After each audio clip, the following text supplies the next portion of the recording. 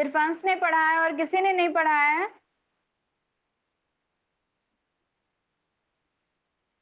Vice सबको जा रही है ना?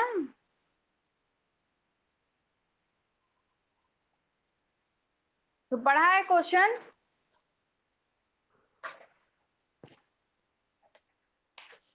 क्या होगा आंसर? आंसर क्या होगा?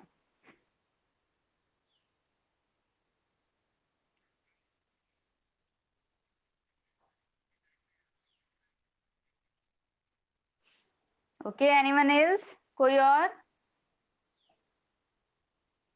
कोई और बताएगा?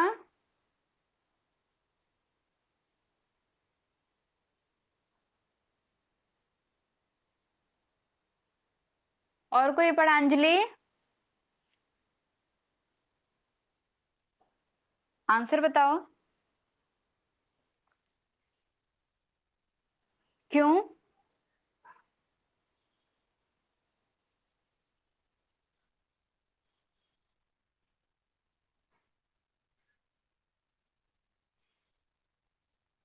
हाँ, तो फिर एरोबिक में तो ज्यादा एनर्जी मिल ही रही है, सब लोग से क्वेश्चन है, फिर एनारोबिक क्यों होने लगता है?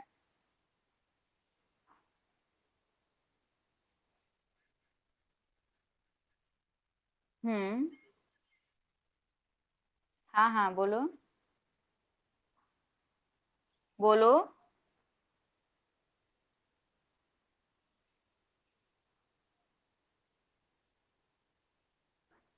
बोलो।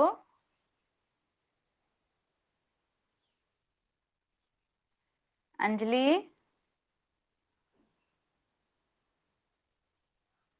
अच्छा, नेमत बोलो।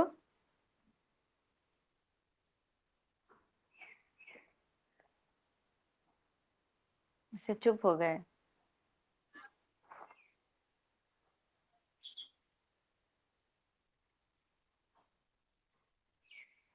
अच्छा, means you can say that कि एरोबिक रेस्पिरेशन होता है जब एरोबिक रेस्पिरेशन की एनर्जी खत्म हो जाती है, देन एनारोबिक रेस्पिरेशन स्टार्ट होता है। ऐसा होता है?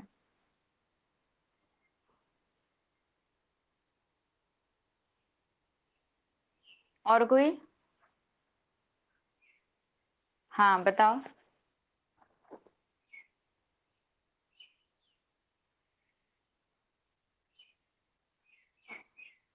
हम्म।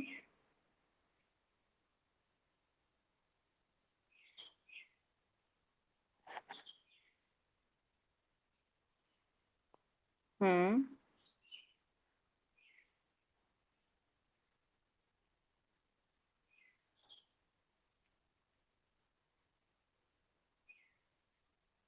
हम्म।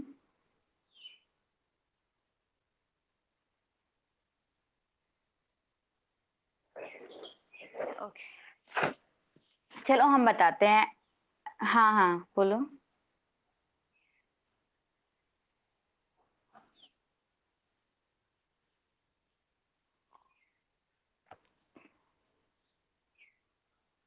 हम्म। हम्म। हाँ।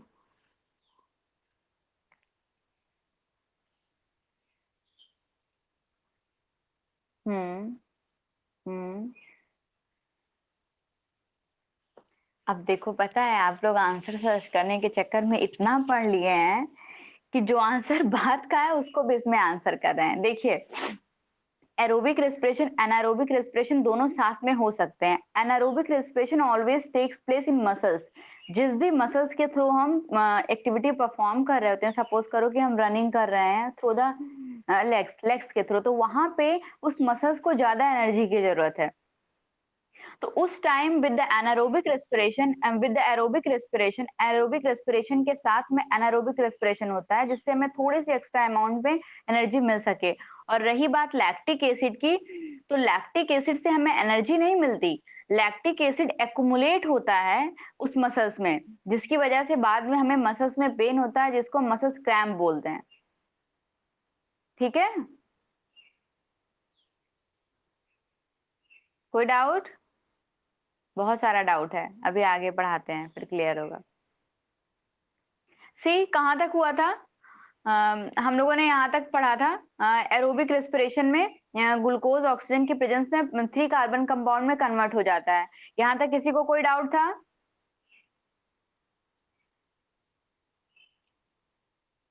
और किसी को? सामर्थ, अनुभव, नागे लोग कहाँ हैं? किसी को कोई डाउट है?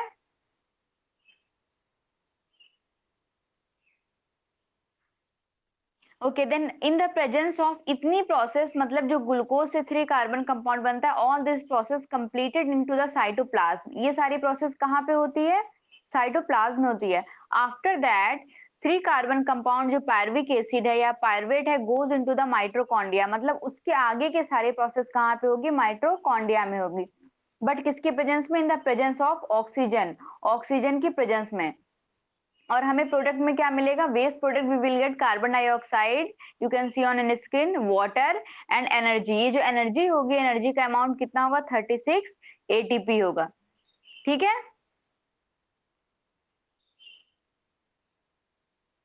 उसके बाद अब देखो सेकेंड टाइप ऑफ रेस्पिरेशन क्या होता है? Second type of respiration is the anaerobic respiration. It is clear with the name, ये नेम से ही क्लियर है। क्या क्लियर है? ए एन लगा है। अब देखो जब भी हमें अपोजिट वर्ड बनाने होते हैं बेटा, तो हम ए एन लगा देते हैं मोस्टली बहुत सारे वर्ड्स में। तो इसका मतलब ये एरोबिक रेस्पिरेशन का जस्ट अपोजिट है। अभी है क्या? Takes place in the absence of oxygen. ये किसमें होता है? जब हमारे मसल्स में ऑक्सीजन की कमी हो जाती है या फिर ऑक्सीजन खत्म हो जाता है। अगर आपसे यहीं पे मैं क्वेश्चन पूछूं कि क्या ऐसा होता है कि ऑक्सीजन की एब्सेंस में रेस्पिरेशन पॉसिबल है, तो देखिए बेटा आपका आंसर सबसे पहले होना चाहिए कि मैम इट्स नॉट पॉसिबल कि ऑक्सीजन कंप्लीटली एब्सेंस हो हमारी बॉडी में। ठीक है, क्योंकि अगर ऑक्सीजन कंप्लीटली एब्सेंट होगा तो आज हालत देख ही रहे हैं ऑक्सीजन सिलेंडर की, और हालत क्या हो जाएगी। तो ये जो एब्सेंट हमारी बॉडी में नहीं होता है, ये जो लैक होता है या फिर जो एब्सेंस होता है, ये कहाँ पे होता है? हमारी उस मसल्स में होता है जहां से हम एक्टिविटी को परफॉर्म कर रहे होते हैं। समझ में आया? ठीक है, मतलब हमारे पूरे बॉडी में नहीं होता, सिर्फ उस मसल्स में होता है जहां से हम एक्टिविटी परफॉर्म कर रहे होते हैं। इट प्रोड्यूस लेस एनर्जी, ये एनर्जी बहुत कम यहाँ पे प्रोड्यूस होती है कंपेयर टू एरोबिक रेस्पिरेशन। अगर एरोबिक रेस्पिरेशन में कंप्लीट एनर्जी का अमाउंट 38 एटीपी है, तो यहाँ पे सिर्फ कितनी एटीपी प्रोड्यूस होती है? कितनी एटीपी प्रोड्यूस होती है? पढ़ा है ना? सिर्फ 2 एटीपी प्रोड्यूस होती है। The end product are lactic acid. इस पूरी प्रोसेस में हमें एंड प्रोडक्ट क्या मिलता है? लैक्टिक एसिड और या फिर एथेनॉल मिलता है। एथेनॉल हमें कहाँ मिलता है? We will get ethanol in the fermentation. हमें कहाँ मिलेगा? जब रेस्पिरेशन ईस्ट में होगा। और लैक्टिक एसिड हमें कहाँ मिलता है? जब रेस्पिरेशन हमारी मसल्स में होता है। समझ आया इतना? ठीक है, मतलब anaerobic respiration takes place in our muscles, हमारी मसल्स में होता है। और कहाँ पे होता है? ईस्ट में होता है। तो जब ईस्ट में होता है then we will get product ethanol. और जब ये कहाँ पे होगा? हमारी मसल्स में होगा, देन हमें क्या मिलेगा? लैक्टिक एसिड और energy and some amount of carbon dioxide release with in yeast. Yeast में कुछ अमाउंट किसका रिलीज होगा? कार्बन डाइऑक्साइड का रिलीज होगा। It takes place in muscle cell and yeast. देखा है ना, ये कहाँ पे होती है? मसल सेल में और ईस्ट में होती है। अब देखो बेटा ये जो लैक्टिक एसिड है, लैक्टिक एसिड क्या करता है? जैसे देखिए आप बहुत दिन के बाद हैवी एक्सरसाइज करते हो, बहुत दिन के बाद आप क्रिकेट खेलते हो, तो उस दिन आप घर पे आओगे बोलोगे आज मेरे लेग में पेन हो रहा है। ठीक है, ऐसा क्यों होता है? या फिर बहुत दिन बाद सपोज करिए कि स्कूल में पीटी होती है, तो उस कंडीशन में क्या होता है? आपके लेग में या हैंड में पेन होता है। या फिर एग्जांपल ले लीजिए, हम लोग 26 जनवरी की प्रिपरेशन कर रहे थे, तो बहुत सारी गर्ल्स बोलती थी ना कि मैम अब पेन हो रहा है, लेग्स में नहीं कर पाएंगे। क्यों हो रहा है? क्योंकि हम लोग एक नॉर्मल रूटीन में रहते हैं, और वो रूटीन हमारा क्या होता है? कितने अमाउंट ऑफ ऑक्सीजन हमको डेली मिल रही है, हम अपना काम कर रहे हैं, हमें एक्स्ट्रा एनर्जी की जरूरत नहीं है।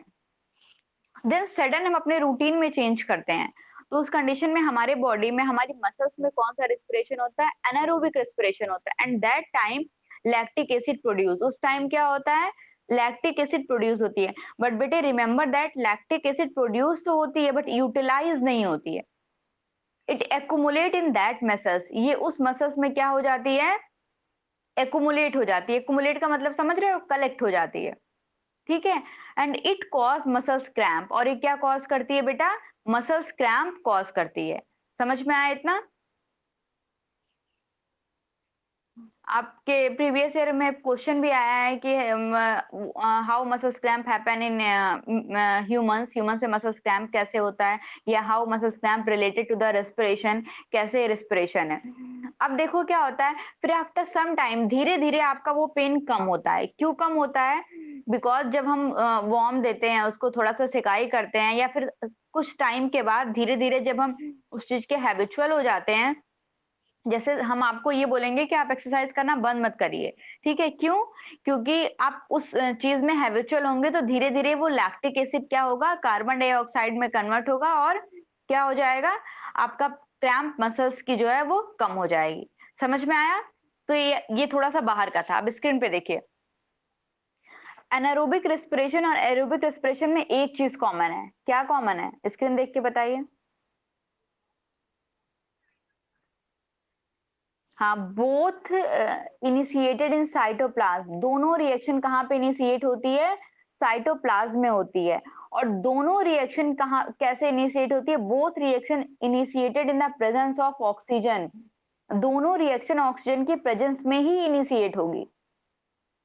ठीक है, ऐसा नहीं पॉसिबल है कि ऑक्सीजन एब्सेंट रहे तो एनारोबिक रेस्पिरेशन इनिशिएट हो जाए। After the formation of pyruvate, pyruvate तक दोनों में पायरुवेट का फॉर्मेशन क्या है? कॉमन है। मतलब 3 कार्बन कंपाउंड का फॉर्मेशन क्या है? दोनों रिएक्शन में कॉमन है।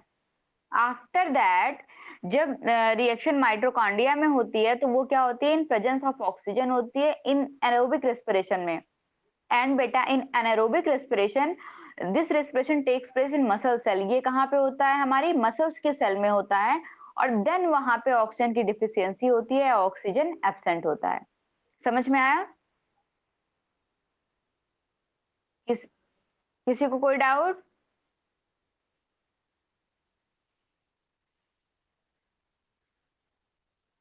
क्योंकि ये जो देखो, जो कॉमन पार्ट है ना, वो रेस्पिरेशन का पार्ट, वो एक कॉमन एरिया मान लिया जाता है। ठीक है, उसको डिफरेंस में नहीं माना जाता।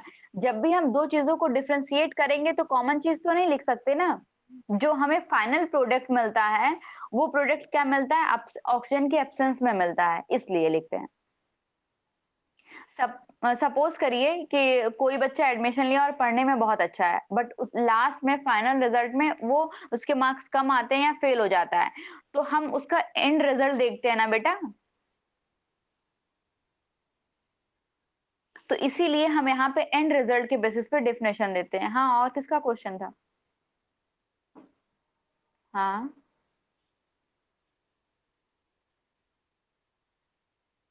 हम्म।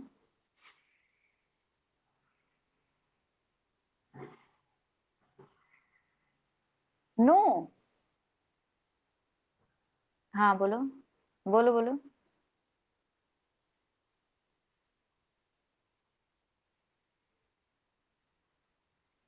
मसल सेल में ये जो एनारोबिक रेस्पिरेशन होगा, ये मसल सेल में होगा। ठीक है, और एरोबिक रेस्पिरेशन क्या होगा? किसी भी सेल के माइटोकॉन्ड्रिया में होगा। समझ आया? ठीक है, अब देखो, इन anaerobic respiration in yeast, glucose is converted into pyruvate, and in the absence of oxygen, pyruvate is converted into ethanol, carbon dioxide and energy. This process is called as fermentation. अब देखो क्या होता है, एग्जाम में एक question आता है, what is a fermentation? Fermentation है क्या? तो यही जो एनारोबिक रेस्पिरेशन है इन ईस्ट, ईस्ट में इसी को हम क्या बोलते हैं? This is known as fermentation. यही क्या होता है? फर्मेंटेशन होता है। जब भी आप क्या करते हो, घर में खमीर बनने के लिए रखते हो, इडली वगैरह के लिए पेस्ट बना के रखते हो, तो वहां पे क्या होता है? वहां पे एनारोबिक रेस्पिरेशन होता है, फर्मेंटेशन होता है। और तभी ईस्ट का अमाउंट, जो वहां पे ईस्ट का अमाउंट क्या होता है, उसमें ज्यादा खमीर बन जाता है, ज्यादा फर्मेंटेशन हो जाता है। जो ब्रेड बनती है वो भी फर्मेंटेशन की वजह से ही बनती है। तो फर्मेंट एनारोबिक रेस्पिरेशन में दो चीजें हैं। When it occurs in muscle cell, जब ये मसल सेल में होगा, देन हमें प्रोडक्ट क्या मिलेगा? We will get lactic acid and energy. But it's happen in yeast, अगर ये ईस्ट में होगा देन क्या होगा, we will get ethanol, carbon dioxide and energy, and then this process is known as fermentation. आया समझ में?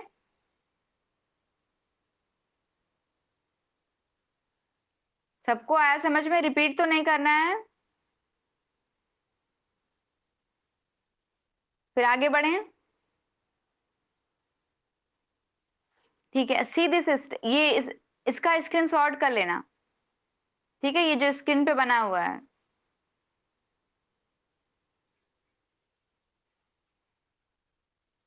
जूम में इसलिए कि तुम लोग देख लो। लो, छोटी कर दी। सही है, बुक में भी बना होगा सबके। सी, एग्जाम में बहुत बार आता है कि explain respiration with the linear diagram, linear diagram के थ्रू आपको रिस्पिरेशन एक्सप्लेन करना होता है। आप प्रीवियस ईयर का क्वेश्चन उठा के देख लीजिए, वहां पे भी आया हुआ है।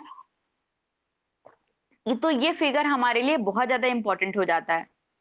सी इन दिस फिगर, इस फिगर में आप क्या देखेंगे, यहाँ पे ग्लूकोज है और ग्लूकोज है, ये पूरा रिस्पिरेशन का डिफरेंट पाथवे है, मतलब रिस्पिरेशन किस किस वे से हो सकता है। In the presence of oxygen, oxygen के प्रेजेंस में in cytoplasm glucose convert into pyruvate, you can say that pyruvic acid, और you can say that 3 carbon compound, and release some amount of energy. वो energy कितनी होगी, only 2 ATP. Okay, इतना समझ में आया? आफ्टर दैट यहाँ के बाद ये पूरा रेस्पिरेशन 3 पाथवे में डिवाइड हो जाता है, मतलब 3 पाथवे 3 अलग अलग वे से होता है, 3 डिफरेंट डिफरेंट तरीके से होता है। कैसे? इन सेल, सेल की माइट्रोकॉन्ड्रिया में, in the mitochondria of cell, in the presence of oxygen, जब उसे ऑक्सीजन प्रॉपर मिल रहा है, इन दैट केस क्या होगा, इट विल कन्वर्ट इनटू, मतलब 3 carbon compound will convert into carbon dioxide, water and energy, and it is a more energy. ये क्या होगी, बहुत ज्यादा एनर्जी होगी कंपेयर टू अनदर वे, दूसरे वे के कंपेयर में। जब भी ऑक्सीजन की प्रेजेंस में रेस्पिरेशन होगा तो यहाँ पे maximum amount of energy release होगी। आया समझ में? किसी को कोई डाउट? अब सेकेंड पे, इन ह्यूमंस, ह्यूमंस की हम बात कर रहे हैं, during the severe exercise, heavy exercise के टाइम में क्या होगा, respiration takes place in the absence of oxygen in muscle cell, muscle cell में ऑक्सीजन की एब्सेंस में रिएक्शन होता है, and then we will get product lactic acid, वहां पे हमें लैक्टिक एसिड मिलता है, और कुछ अमाउंट किसका हमें मिलता है, एनर्जी का मिलता है। ठीक है, same as in yeast, yeast में क्या होगा, respiration occurs in the absence of oxygen, oxygen की एब्सेंस में होगा, and we will get product ethanol, हमें एथेनॉल मिलेगा, कार्बन डाइऑक्साइड मिलेगा एंड एनर्जी मिलेगी। समझ में आया? हाँ,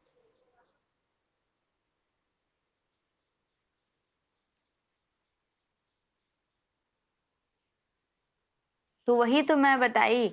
आप ये, मैं यही हमेशा बोली कि आप कभी ये नहीं मान सकते कि ऑक्सीजन कंप्लीटली एब्सेंस है, एब्सेंट है। ऑक्सीजन कंप्लीट, दोनों सही है। देखिए, अगर आप लैक ऑफ लिखेंगे तो क्या होगा, बहुत टाइम से ऐसा होता है कि हम बहुत सारे पब्लिशर की बुक पढ़ते हैं और almost 90% of publisher written that कि एब्सेंस ऑफ ऑक्सीजन। ठीक है, तो वो एब्सेंस ऑफ ऑक्सीजन को सही मान लिया जाता है, बट रियलिटी यही है बेटा कि कभी भी ऑक्सीजन किसी भी सेल में कंप्लीटली एब्सेंस नहीं हो सकती है, इसलिए वो लैक ऑफ ऑक्सीजन। तो एनसीईआरटी में अगर लैक ऑफ ऑक्सीजन लिखा है तो वो सही है। मैं आगे ही डेफिनेशन में बताई हूँ कि लैक ऑफ ऑक्सीजन और इन द एब्सेंस ऑफ ऑक्सीजन, या तो आप लैक ऑफ ऑक्सीजन बोल सकते हो या तो आप एब्सेंस ऑफ ऑक्सीजन बोल सकते हो। ठीक है, कोई डाउट? हाँ,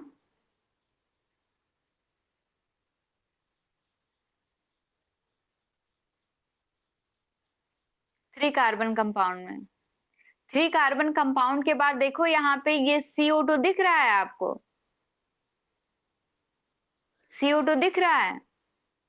तो मतलब क्या है बेटा कि ये जो CO2, ये 3 कार्बन कंपाउंड का डिग्रेडेशन होगा ना, ऑक्सीडेशन होगा, तो ये क्या होगा, डिग्रेडेशन में in the presence of oxygen, oxygen की प्रेजेंस में इन ह्यूमन माइटोकॉन्ड्रिया में 3 कार्बन कंपाउंड 1 कार्बन कंपाउंड में कन्वर्ट हो जाएगा, जो क्या होगा हमारा कार्बन डाइऑक्साइड।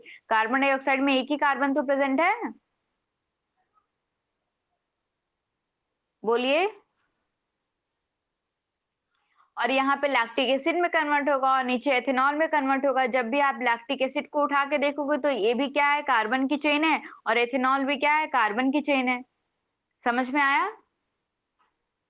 दोनों कार्बन कंपाउंड ही है। और कोई डाउट? और कोई डाउट? हाँ, बोलो। हम्म।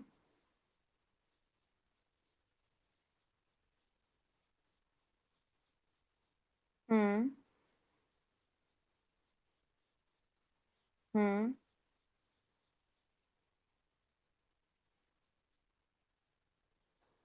एथे इथेनॉल 2 कार्बन मॉलिक्यूल है, इसीलिए मैंने क्या बताया कि कार्बन डाइऑक्साइड क्या है, सिंगल कार्बन कंपाउंड है, बट लैक्टिक एसिड और इथेनॉल तो कार्बन की ही चेन है। चेन का मतलब क्या हुआ? हाँ, मतलब मोर देन वन। ठीक है। ओके, अब आ जाओ रेस्पिरेशन इन ह्यूमन। ह्यूमन की अगर हम बात करें, like a digestive system, human beings also have respiratory system. You well aware with this, आपको ऑलरेडी पता है इसके बारे में। The main organ of respiratory system are nostrils. What is nostrils? अगर हम नॉस्ट्रल्स की बात करें बेटा, तो nostrils is the two hole that present in our nose. हमारी नोज में जो 2 होल्स प्रेजेंट हैं, इसी को हम क्या बोलते हैं बेटा? नॉस्ट्रल्स बोलते हैं। Then nasal cavity, whole passage of nose, मतलब नोज में जो पूरा पैसेज है, मतलब हमारी जो नोज है उसके अंदर का जो पूरा पैसेज है, उसी को हम क्या बोलते हैं बेटा? नजल कैविटी बोलते हैं। You can see on screen, आप स्क्रीन पे देख सकते हो, देखिए ये पूरा पैसेज। ठीक है। उसके बाद क्या है बेटा? फेरिंग्स। फेरिंग्स के बाद क्या है? लैरिंग्स। फेरिंग्स लैरिंग्स सबको पता है, स्क्रीन पे दिख भी रहा है। ट्रैकिया, ट्रैकिया क्या है? जैसे वहां पे ओसियोफेगस था जिसको हम फूड पाइप बोलते थे, same as in humans and in respiratory system trachea है, that is also known as wind pipe, जिसको हम क्या बोल सकते हैं? विंड पाइप भी बोल सकते हैं। ठीक है।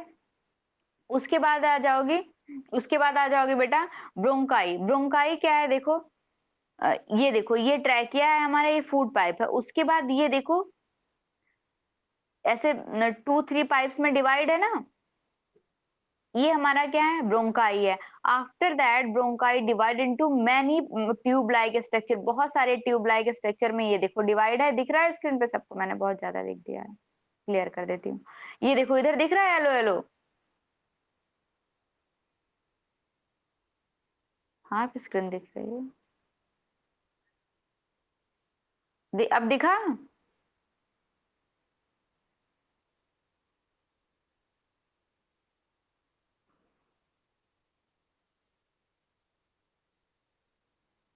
अरे तो जो मैं दिखाना चाह रही हूँ वो दिख रहा है ना, लंग्स दिख रहा है ना।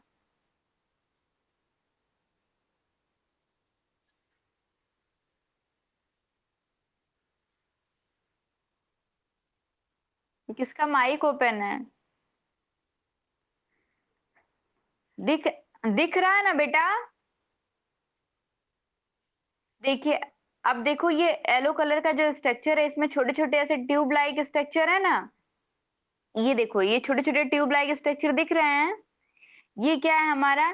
This is bronchioles. ये क्या है? ब्रोंक्यूल्स है। जब हमारी जो विंड पाइप है, ये विंड पाइप देखो, ये है विंड पाइप, ऐसे 2-3 पाइप्स में डिवाइड होती है, तो this is known as bronchi. इसको हम क्या बोलते हैं? Bronchi. After that in lungs, ये ब्रोंकाई बहुत सारी छोटी छोटी ऐसे पाइप्स में डिवाइड हो जाती है, ट्यूब्स में। This is known as bronchioles. आया समझ में? ये जो येलो येलो है, दिखा? ठीक है। आफ्टर दैट ब्रोंक्यूल्स के बाद lungs, and after lungs diaphragm. Lungs के बाद क्या? डायाफ्रेम। डायाफ्रेम क्या है हमारा? ये जो है, ये स्ट्रक्चर यहाँ पे जिसपे हमारा लंग्स बैलेंस है, उसी को हम क्या बोल रहे हैं? डायाफ्रेम बोल रहे हैं। ठीक है, ये देखिए यहाँ पे दिख रहा है ना। ठीक है। उसके बाद देखिए, आ जाइए। एल्वुलाई, यहाँ पे एक चीज नहीं लिखा है आपके इसमें पूरे ऑर्गन्स में एल्वुलाई। एल्वुलाई है क्या बेटा? आप बलून देखते हो, इसी तरह हमारे लंग्स में एक बलून लाइक स्ट्रक्चर है, जो बहुत सारी हमारी ब्रोंकाई है, ब्रोंकाई से ऐसे ऐसे बलून लाइक स्ट्रक्चर ऐड है। इसी को हम क्या बोलते हैं? This is known as alveoli. अगर आप स्क्रीन पे देख सकते हो कि बेटा, मैं थोड़ा जूम करती हूँ, आप देखिएगा। ये देखिए, दिख रहा है सबको ये ऐसे बलून लाइक स्ट्रक्चर? ठीक है, यही हमारा क्या है, यही हमारी एल्वुलाई है, जो बलून लाइक स्ट्रक्चर है। एल्वुलाई क्यों इंपॉर्टेंट हो जाती है हमारे लिए बेटा? क्योंकि ऑल द जितना भी गैसेस एक्सचेंज होता है, ठीक है, कार्बन डाइऑक्साइड से ऑक्सीजन, ऑक्सीजन से carbon dioxide, all all exchange takes place with the help of alveoli. या फिर आप कह सकते हो कि सारा एक्सचेंज कहाँ पे होता है? एल्वुलाई में ही होता है। कैसे? हमारी जो एल्वुलाई है बेटा, ये जो हमारी एल्वुलाई, एल्वुलाई से बहुत सारी कैपिलरीज ऐसे अटैच होती हैं, सेम एज जैसे हमारी विली में बहुत सारी कैपिलरीज अटैच थी। याद आया? उसी तरह हमारे एल्वुलाई में बहुत सारी कैपिलरीज अटैच होती है। इन द कैपिलरीज, कैपिलरीज में क्या होता है बेटा? कैपिलरीज में देखो, आप यहाँ पे क्लियर है बिल्कुल। कैपिलरीज में क्या होता है बेटा? कैपिलरीज में बहुत सारे कैपिलरीज में ब्लड का फ्लो हो रहा होता है, और जब ब्लड का फ्लो होता है तो ब्लड में क्या प्रेजेंट है? ब्लड में हीमोग्लोबिन प्रेजेंट है ना, इन आरबीसी। और हीमोग्लोबिन क्या करता है? हीमोग्लोबिन ऑक्सीजन के साथ बाइंड करता है। अब सी इन दिस स्ट्रक्चर, ये देखो, ये एल्वुलाई का स्ट्रक्चर दिखा सबको? जब इसको हम माइक्रोस्कोप से कट करके देखेंगे तो ये देखो एल्वुलाई है, एल्वुलाई में बहुत सारी ब्लड कैपिलरीज ऐसे अटैच है। ये ऐसे ही आपके लंग्स में होता है। आया समझ में? अब क्या होता है, अब सुनो, एल्वुलाई में हमारी ब्लड वेसल्स में क्या होती है? जो ब्लड वेसल्स है, ब्लड वेसल्स में हमारे ब्लड का फ्लो हो रहा होता है, और इन द ब्लड में आरबीसी प्रेजेंट है। इन आरबीसी, आरबीसी में क्या प्रेजेंट है बेटा? हीमोग्लोबिन प्रेजेंट है। हीमोग्लोबिन क्या है? Haemoglobin is a colour pigment. ये क्या है? रेड कलर पिगमेंट है, जो हमारे ब्लड को रेड कलर प्रोवाइड करता है। ठीक है, साथ में क्या करता है बेटा ये? साथ में हीमोग्लोबिन की बहुत अच्छी बाइंडिंग कैपेसिटी होती है। किसके साथ? ये इसकी ऑक्सीजन के साथ बहुत अच्छी बाइंडिंग कैपेसिटी होती है। विद द ऑक्सीजन, ऑक्सीजन के साथ हीमोग्लोबिन हमेशा क्या बना लेता है? Oxy haemoglobin. क्या बना लेता है? Oxy haemoglobin. But remember that hemoglobin also have good binding capacity with carbon dioxide. Oxygen के साथ तो इसकी बाइंडिंग कैपेसिटी होती ही है, बट इसकी कार्बन डाइऑक्साइड के साथ भी बाइंडिंग कैपेसिटी बहुत ज्यादा होती है। ठीक है, और अगर हम कंपेयर करेंगे तो दोनों, अगर सपोज करो कि यहाँ पे 14 mmHg क्या प्रेजेंट है? ऑक्सीजन प्रेजेंट है, और 14 mmHg ही कार्बन डाइऑक्साइड प्रेजेंट है। ठीक है, तो उस कंडीशन में हीमोग्लोबिन ऑलवेज किससे कंबाइंड होगा? कार्बन डाइऑक्साइड से कंबाइंड होगा। समझ में आया? हाँ, तो ये क्या है, यहाँ पे वही चीज है कि कार्बन डाइऑक्साइड क्या है? इसका बेस्ट फ्रेंड है हीमोग्लोबिन का। तो जब ऑक्सीजन और कार्बन डाइऑक्साइड दोनों रहेंगे तो ये हमेशा अपने किसके साथ जाएगा? बेस्ट फ्रेंड के साथ जाएगा। इसीलिए जब भी रूम में कभी भी ऐसा होता है कि हीटर जल रहा होता है, तो थोड़ी देर के बाद सफोकेशन क्यों होने लगता है? क्योंकि वहां पे कार्बन मॉलिक्यूल प्रोड्यूस होते हैं, और कार्बन के साथ किसकी बाइंडिंग कैपेसिटी अच्छी होती है? हीमोग्लोबिन की बाइंडिंग कैपेसिटी अच्छी होती है, जिसकी वजह से हमारा रेस्पिरेशन रेट क्या हो जाता है? डाउन हो जाता है, और हमें सफोकेशन होने लगता है। ठीक है, इतना आ गया समझ में? अब देखिए, एक टर्म आता है partial pressure. What is a partial pressure? Partial pressure क्या होता है?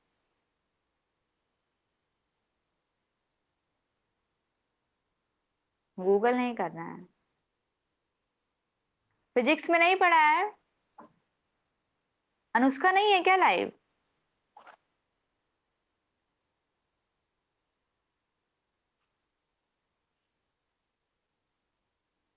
फिजिक्स में नहीं पढ़ा है पार्शियल प्रेशर?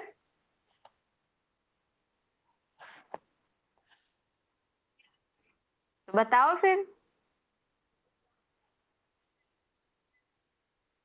पार्शियल प्रेशर लिख दे रहे हैं स्क्रीन पे, देखो। Partial pressure. हम्म।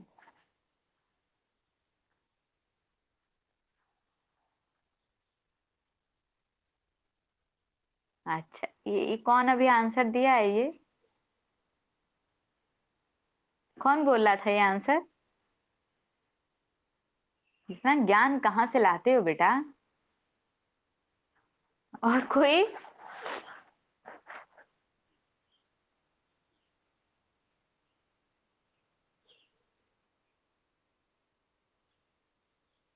अच्छा, देखो, ऑल गैसेस, जितनी भी इन्वायरमेंट में गैसेस है, all gases have some amount of pressure. सबका अपना खुद का एक प्रेशर होता है।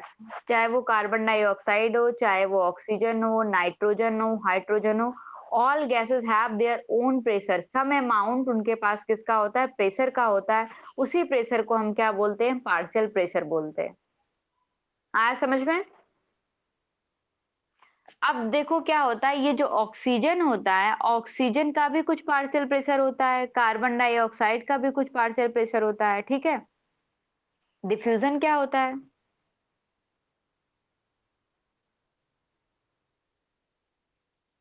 From higher concentration to lower concentration. अब देखो, जब ये हमारे एल्वुलाई में ऑक्सीजन रिच एयर आती है, देन हियर क्या है, यहाँ पे ऑक्सीजन का पार्शियल प्रेशर क्या होता है? ज्यादा होता है। जब ऑक्सीजन का पार्शियल प्रेशर ज्यादा है तो means you can say that कि here is the concentration of oxygen is high. कह सकते हो ना? ठीक है। जब आप ये कह सकते हो ऑक्सीजन का कंसंट्रेशन हाई है, देन डिफ्यूजन होगा। ऑक्सीजन मूव करेगी कहाँ से? फ्रॉम आउटसाइड टू इनसाइड, मतलब एल्वुलाई में अंदर मूव करेगी। जब अंदर मूव करेगी, देन यहाँ पे ब्लड कैपिलरीज इसको कैरी कर लेगी।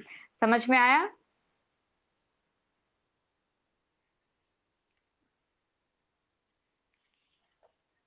देखो, ऑक्सीजन का पार्शियल प्रेशर, देखो, every gas have their own pressure. सारी गैसेस के पास अपना खुद का प्रेशर होता है। That pressure is known as partial pressure. उसी प्रेशर को हम क्या बोलते हैं? पार्शियल प्रेशर बोलते हैं, ठीक है? अब देखो, यहाँ पे ऑक्सीजन का भी कुछ पार्शियल प्रेशर होगा। सपोज करो 140 mmHg, मान लो ये क्या है? ये हमारी उसका प्रेशर है, स्मॉल लेटर है। ऑक्सीजन का पार्शियल प्रेशर है, ठीक है? अब इसका मतलब क्या है? इस एयर रिच जो ऑक्सीजन ऑक्सीजन रिच जो एयर है, जिसमें ऑक्सीजन का अमाउंट ज्यादा है, उसमें क्या है? पार्शियल प्रेशर ऑक्सीजन का ज्यादा है। देन हमें क्या पता है? डिफ्यूजन अकर, हमें हमेशा रेस्पिरेशन में जो गैसेस एक्सचेंज होता है, थ्रू द रेस्पिरेशन होता है। Then gases move from higher concentration, ये बाहर के इन्वायरमेंट से एल्वुलाई के अंदर मूव करेंगी। समझ में आया? Means gases diffuse in, oxygen diffuse in, oxygen अंदर आ जाएगा। देन हमारी जो ये यहाँ पे हीमोग्लोबिन है, combined with the oxygen, oxygen के साथ कंबाइंड हुई और उसको लेके पूरे बॉडी में मूव करती है। इतना समझ में आया आपको? फिर से तो नहीं बताना है? फिर से बता देते हैं, देखो। Every gas have their own pressure. सारी गैस के पास अपना खुद का प्रेशर होता है। That pressure is known as partial pressure. उस प्रेशर को हम क्या बोलते हैं? पार्शियल प्रेशर बोलते हैं, ठीक है? जब भी हम ऑक्सीजन रिच एयर लेते हैं, मतलब ऑक्सीजन का अमाउंट एयर में ज्यादा है, तो ये हमारे जब एल्वुलाई के पास यहाँ पहुंचता है, तो कंपेयर टू इनसाइड, इनसाइड के कंपेयर बाहर में क्या है? ऑक्सीजन का ये प्रेशर ज्यादा है। प्रेशर ज्यादा हुआ मतलब क्या है? कंसंट्रेशन ज्यादा है। देन डिफ्यूजन अकर, मतलब gases move from higher concentration to lower concentration, तो गैसेस यहाँ से अंदर मूव करेंगी। Means exchange takes place by the diffusion. कैसे होता है? डिफ्यूजन के थ्रू होता है। आया समझ में? किसी को कोई doubt?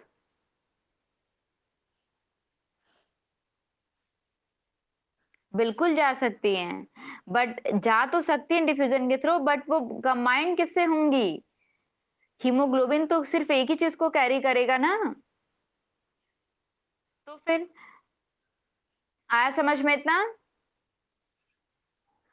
then whole movement of gases in the respiratory system and how gases exchange, how diaphragm work, हम लोग ये कल डिस्कस करेंगे, ठीक है?